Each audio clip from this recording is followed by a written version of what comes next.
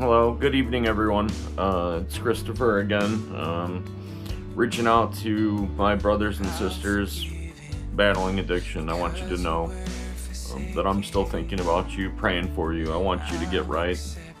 We all need to get right, and God needs you. He's got so much more for you in store, so much more for your life, and it had me thinking. I watched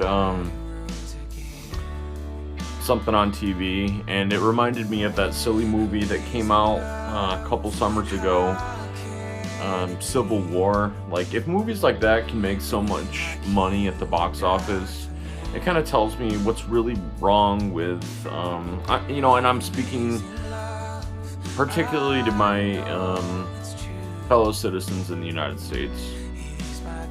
This world and our country doesn't need any more people who are asleep at the wheel because they're too busy doing drugs. And I just had this thought, like, how much better would the world be if we actually did, like, it's not easy, but it's one of the simplest things, one of the first instructions that God gives Moses and just people in general to live by, and it's to love your neighbor. Where would we be if we just actually loved our neighbor?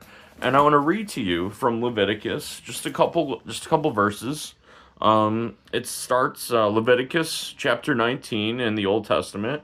I'm going to start with 17 and just go to 19. And I'm reading the New King James Version. You shall not hate your brother in your heart. You shall surely rebuke your neighbor and not bear sin because of him.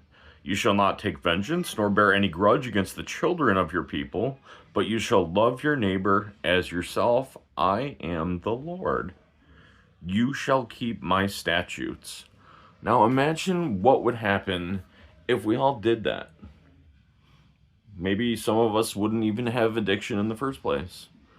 But America needs those of us that have been or are still asleep at the wheel because we're choosing to bury our demons rather than face them with alcohol or gambling or whatever form of addiction it is.